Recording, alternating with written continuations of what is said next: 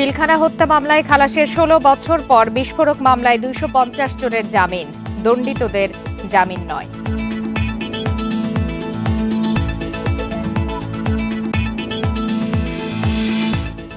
অন্যরা ক্ষমতায় গেলে বিএনপির জন্য ভালো নয়, মন্তব্য তারেক রহমানের।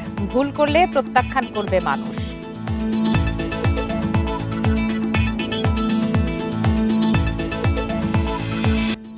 সংবাদ সন্ধ্যায় সবাইকে আমন্ত্রণ। আপনাদের সাথে আছি আমি ফারহানা লোপা। এতক্ষণ শিরোনাম জানাচ্ছিলাম, এবার জানাবো বিস্তারিত। পিলখানা হত্যাকাণ্ডে বিস্ফোরক আইনের মামলায় প্রায় ২৫০ জন সাবেক বিডিআর সদস্যকে জামিন দিয়েছে আদালত। বিকালে ঢাকার কেরানীগঞ্জে অস্থায়ী আদালতের বিচারক মোহাম্মদ ইব্রাহিম মিয়া এই আদেশ দেন। আদালত জানিয়েছে, জামিনপ্রাপ্তদের তথ্য প্রমাণ যাচাই করতে ২ দিন সময় লাগতে পারে। জামিনের রায় শুনে এভাবেই কেরানীগঞ্জের অস্থায়ী আদালতের সামনে কান্নায় ভেঙে পড়েন বিডিআর জওয়ান সিরাজুল ইসলামের মেয়ে শারমিন আক্তার বিথি। আমার বাবা কোনো দোষ করে নাই। জানান, এ রায় শেষ হয়েছে ১৬ বছরের প্রতীক্ষা। আমার বাবা কোনো দোষ করে নাই। আমার বাবা কোনো দোষ করে নাই। আমার বাবা বিডিআর বিদ্রোহী না। আমার বাবা বিদ্রোহী না। বিডিআর জন ফয়সাল বালার বোন সুমাইয়া আক্তার সুমির অনুভূতি একটু ভিন্ন। কান্না জড়িত কণ্ঠে তিনি জানান, তার ভাই চাকরি করতে পেরেছেন মাত্র ১৯ দিন। আমরা বারবার বলেছি, কিন্তু আমাদের কোনো কথা শোনা হয়নি। আমরা বারবার বলেছি যে আমার ভাই এই কাজে ছিল না, আমার ভাই অসুস্থ ছিল। আমরা বারবার বলেছি, কিন্তু আমাদের কথা কেউ শুনে নাই। জামিনপ্রাপ্তদের স্বজনরা জানান, এ রায় মুক্তি মিলেছে বিদ্রোহীর তকমা থেকে। চাকরিতে পুনর্বহালের দাবিও জানান তারা। যারা খালাসপ্রাপ্ত এবং যারা বিস্ফোরক নামে একটা ভুয়া মামলা আটক ছিল, তারা গত ১৬ বছর আগেই তারা বিভিন্নভাবে হাইকোর্ট থেকে এবং যারা তদন্তকারী কর্মকর্তা ওনাদের কাছ থেকে রায় পাইছিল। কারাগারে যে থাকলো এই রাষ্ট্র সত্যিকার অর্থে এদের জীবন এই সময়টুকুর মূল্য কি দিতে পারবে? না। আইনজীবীরা জানান, যাদের খালাসের বিরুদ্ধে আপিল করা হয়েছে এবং যারা দণ্ডিত হয়েছেন তারা জামিন পাবেন না। বিস্ফোরক দ্রব্য মামলায় আলাদা ৩০ জনের মতো আসামি শুধুই বিস্ফোরক দ্রব্য মামলার আসামি ছিলেন। এই আসামি ব্যতি রেখে অন্যান্য খালাসপ্রাপ্ত আসামিদেরকে জামিন মঞ্জুর করা হলো। এই মর্মে একটা আদেশ দেওয়া হয়েছে। সাজাপ্রাপ্ত এরকম কেউ যাতে এসে ভুল বেল বন্ড যাতে সাবমিট না হয়ে যায়, এই জন্যে আমাদেরকে দায়িত্বশীলতার সাথে এবং আমাদের হত্যা মামলার রায়ের কপি দেখে এবং হাইকোর্টের রায়ের কপি দেখে টালি করে যারা উভয় কোর্ট থেকে খালাসপ্রাপ্ত এইরকম ২৫০ জনের পক্ষে আমরা আগামী ২ দিন পরে যাচাই বাছাই সাপেক্ষে আমরা তাদের পক্ষে জামিননামা দাখিল করলে তারা আগামী ২ দিন পরে জেলখানা থেকে মুক্তি পাবেন। মামলার পরবর্তী শুনানি ১০ ফেব্রুয়ারি। প্রায় ১,২৬৩ সাক্ষীর মধ্যে সাক্ষ্য দিয়েছেন ২৮৪ জন। বিস্ফোরক মামলায় ৮৩৪ আসামির বিচার শুরু হয় ২০১০ সালে। আল আমিন হোসেন, ইন্ডিপেন্ডেন্ট নিউজ, ঢাকা। আগামী নির্বাচনে জয়ী হয়ে অন্য কোনো দল সরকার গঠন করলে তা বিএনপির জন্য ভালো হবে না বলে সতর্ক করেছেন দলটির ভারপ্রাপ্ত চেয়ারম্যান তারেক রহমান। বিকালে সাবেক রাষ্ট্রপতি বিএনপির প্রতিষ্ঠাতা জিয়াউর রহমানের ৮৯তম জন্মবার্ষিকীর আলোচনা অনুষ্ঠানে ভার্চুয়ালি যুক্ত হয়ে তিনি এই সতর্কতা দেন। এ সময় তিনি বলেন, ভুল করলে বিএনপিকেও প্রত্যাখ্যান করবে জনগণ। জিয়াউর রহমানের ৮৯তম জন্মবার্ষিকীতে ইঞ্জিনিয়ারিং ইনস্টিটিউটে আলোচনা সভায় যোগ দেন দলের সিনিয়র নেতারা। বলেন, জিয়াউর রহমান স্বাধীনতার ঘোষক ও বহুদলীয় গণতন্ত্রের প্রবক্তা। দেশের উন্নয়নেও তিনি অবদান রেখেছেন। ভার্চুয়াল বক্তব্যে তারেক রহমান দলের ভেতর আওয়ামী অনুপ্রবেশকারীদের ভিড়তে না দেওয়ার নির্দেশ দেন। নেতাকর্মীদের বিভ্রান্তিকর কাজ না করার পরামর্শও দেন বিএনপির ভারপ্রাপ্ত চেয়ারম্যান।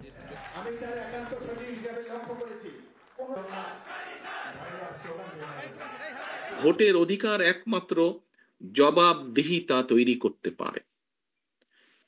জবাবদিহিতা যদি রাষ্ট্রে, সমাজে, সকল জায়গায় যদি আমরা জবাবদিহিতা তৈরি করতে পারি, তাহলেই ধীরে ধীরে আমরা এগোতে সক্ষম হব।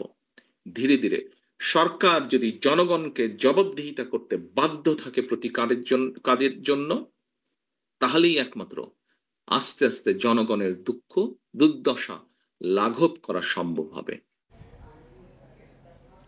রাজনৈতিক দলগুলো কম সংস্কার চাইলে ডিসেম্বরে আর প্রয়োজনীয় সংস্কার চাইলে ২০২৬ সালের জুনে নির্বাচন হতে পারে বলে জানিয়েছেন প্রধান উপদেষ্টার প্রেস সচিব শফিকুল আলম। সকালে প্রেস ইনস্টিটিউটে কৃষি সাংবাদিকতা প্রশিক্ষণ অনুষ্ঠানে একথা জানান তিনি। প্রেস সচিব বলেন, সংস্কার কমিশনের প্রতিবেদন নিয়ে সব রাজনৈতিক দলের সঙ্গে বৈঠক করেই নির্বাচনের দিনক্ষণ নির্ধারণ করা হবে। দল হিসাবে আওয়ামী লীগ নিষিদ্ধ প্রশ্নে তিনি জানান, গণহত্যা করেও এখন পর্যন্ত তাদের অনুশোচনা বোধ নেই। গণহত্যার সঙ্গে জড়িতদের বিচার করবে অন্তর্বর্তী সরকার, আর দল হিসাবে নিষিদ্ধের সিদ্ধান্ত নেবে রাজনৈতিক দলগুলো। সরকারি কর্মচারীদের জন্য মহার্ঘ ভাতার সিদ্ধান্ত যৌক্তিক বলেও দাবি করেন প্রেস সচিব। আশপাশের দেশগুলোর চেয়ে বাংলাদেশ সরকারি কর্মচারীদের বেতন কম বলে জানান তিনি।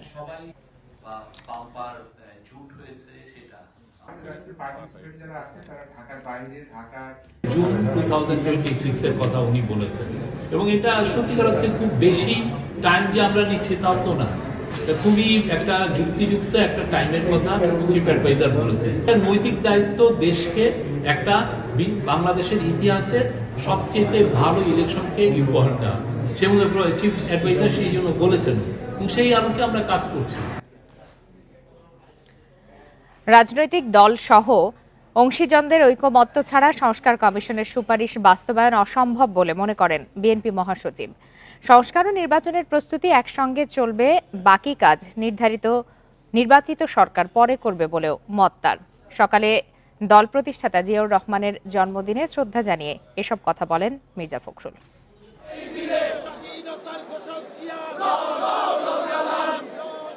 বিএনপির প্রতিষ্ঠাতা সাবেক রাষ্ট্রপতি জিয়াউর রহমানের ৮৯তম জন্মবার্ষিকী আজ। এ উপলক্ষে জাতীয় ও দলীয় পতাকা উত্তোলন হয় বিএনপির সব কার্যালয়ে। তারপর কেন্দ্র ঘোষিত সময়ের আগেই ছোট ছোট মিছিল নিয়ে জিয়া উদ্যানে আসেন বিএনপি ও সহযোগী সংগঠনের কর্মীরা।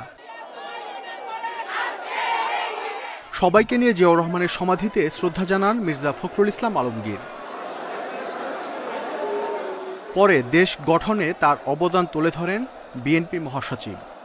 একদিকে যেমন একজন সৈনিক ছিলেন, বাংলাদেশ স্বাধীনতা ঘোষণা করেছিলেন, তার ঘোষণার মধ্য দিয়েই বাংলাদেশের মানুষ স্বাধীনতা যুদ্ধে মুক্তিযুদ্ধে ঝাঁপিয়ে পড়েছিল।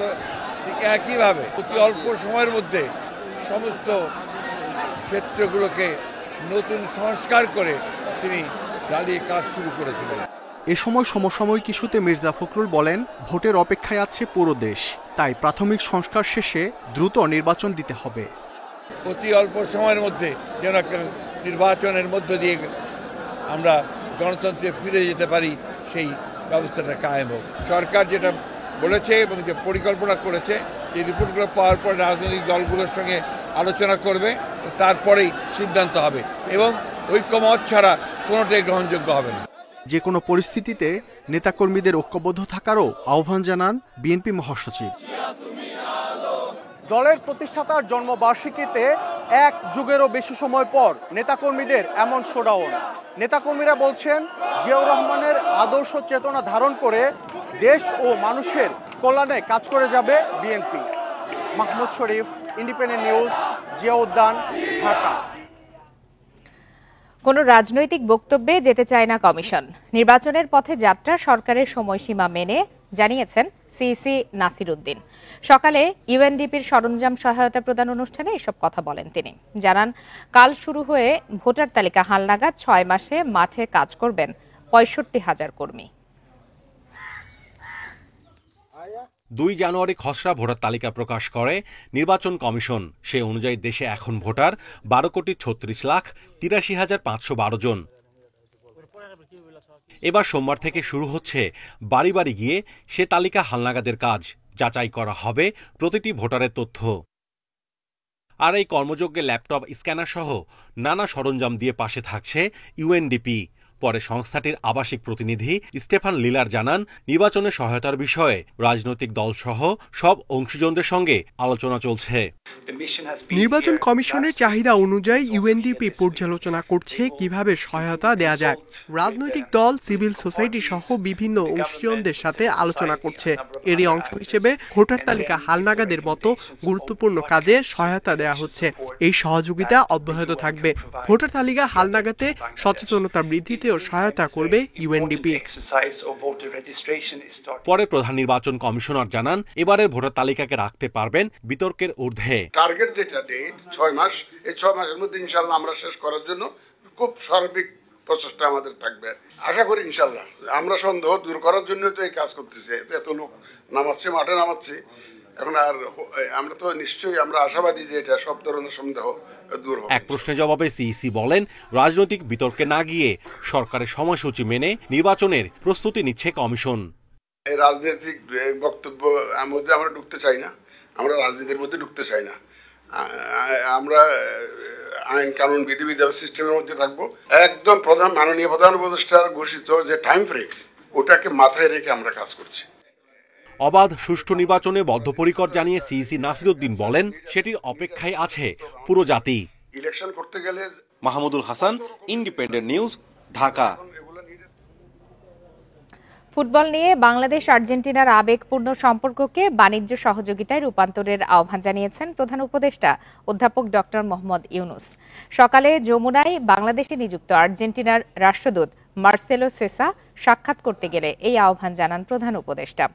আর্জেন্টিনা ফুটবল দলের প্রতি বাংলাদেশের মানুষের ব্যাপক সমর্থনের কথা উল্লেখ করে অধ্যাপক ইউনুস বলেন, দুই দেশের মধ্যে আবেগপূর্ণ সম্পর্ক রয়েছে, যা বাণিজ্যিক যোগাযোগ সম্প্রসারণে কাজে লাগানো সম্ভব।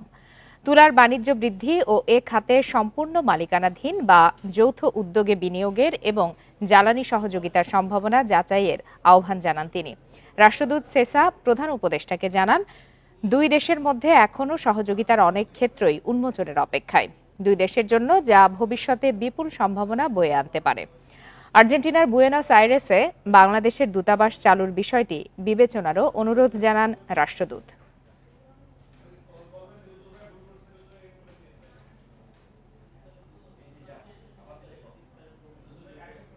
সীমান্তে সাউন্ড গ্রেনেড ছুঁড়ে বিএসএফ আন্তর্জাতিক আইন লঙ্ঘন করেছে।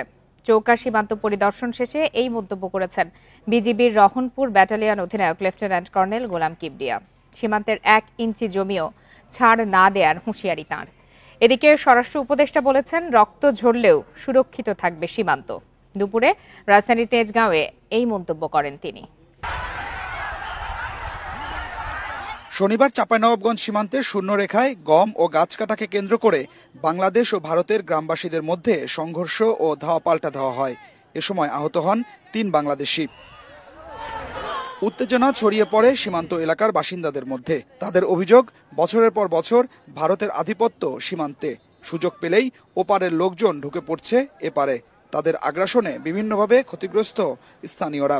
এক কথায় আমরা যেখানে ওরা ক্ষতি করেছে, এই ক্ষতির কেন্দ্র করে এটার আমরা বিচার চাই।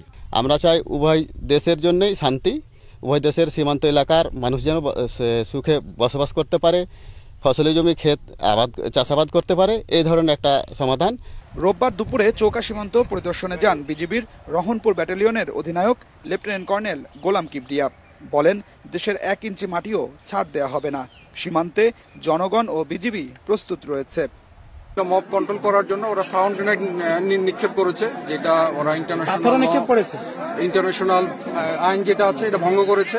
তো এই ব্যাপারে আমি আমার মহাপরিচালককে বিস্তারিত ঘটনা বর্ণনা করেছি এবং আমি আশা করি আমাদের বিজিবি হেডকোয়ার্টার এবং বিএসএফ হেডকোয়ার্টারের উচ্চ পর্যায়ে তারা একটা আলোচনা করবেন। এদিকে রাজধানীতে স্বরাষ্ট্র উপদেষ্টা বলছেন, আওয়ামী লীগ সরকার সীমান্ত নিয়ে কোনো কথা বলেনি, তাই কোনো উত্তেজনা ছিল না। তবে অন্তর্বর্তী সরকার এই প্রশ্নে কোনো ছাড় দেবে না। বিজিবি কিন্তু সবসময় সীমান্তে অ্যালার্ট আছে এবং আমাদের সীমান্ত সম্পূর্ণভাবে সুরক্ষিত আছে। এই সীমান্ত এই সাইডে কেউ কোনো দিনই আসতে পারবে না। আমরা যতদিন বেঁচে থাকি আমাদের রক্ত ঝরবে, কিন্তু সীমান্ত সুরক্ষা থাকবে। শিবগঞ্জের চৌকা সীমান্তেই গত 5 জানুয়ারি বিএসএফের বেড়া নির্মাণ ঘিরে দেখা দেয় উত্তেজনা। সে সময় বিজিবির বাধার মুখে পিছু হটে বিএসএফ। পরে ঢাকা ও দিল্লিতে পাল্টাপাল্টি তলব করা হয় রাষ্ট্রদূতদের। Adilur Rahman, independent news, Dhaka. সীমান্তে সাউন্ড গ্রেনেড ছুড়ে বিএসএফ আন্তর্জাতিক আইন লঙ্ঘন করেছে বলে অভিযোগ বিজিবির রহনপুর ব্যাটালিয়নের অধিনায়ক লেফটেন্যান্ট কর্নেল গোলাম কিবরিয়ার। দুপুরে চাঁপাইনবাবগঞ্জের চৌকা সীমান্তে একথা জানান তিনি। বলেন, এরই মধ্যে বিষয়টি বিজিবির মহাপরিচালককে জানানো হয়েছে। এই প্রশ্নে বিজিবি বিএসএফ এর উচ্চ পর্যায়ের বৈঠকে আলোচনা হবে। জনগণকে সঙ্গে নিয়ে বিজিবি প্রস্তুত আছে উল্লেখ করে কিবরিয়া বলেন, সীমান্তের 1 ইঞ্চি জমিও ছাড় দেয়া হবে না। শনিবার শিবগঞ্জের চৌকা সীমান্তে দুই দেশের বাসিন্দাদের মধ্যে সংঘর্ষে আহত হন 3 বাংলাদেশি। শূন্যরেখার কাছে গাছ কাটাকে কেন্দ্র করে সংঘাতে জড়ান তারা। পরে এই ঘটনায় দুঃখ প্রকাশ করে বিএসএফ। আন্তর্জাতিক অপরাধ ট্রাইব্যুনালের চিফ প্রসিকিউটর তাজুল ইসলামের সাথে তার কার্যালয়ে দেখা করেছেন জাতিসংঘের আবাসিক সমন্বয়কারী গোয়েন লুইস।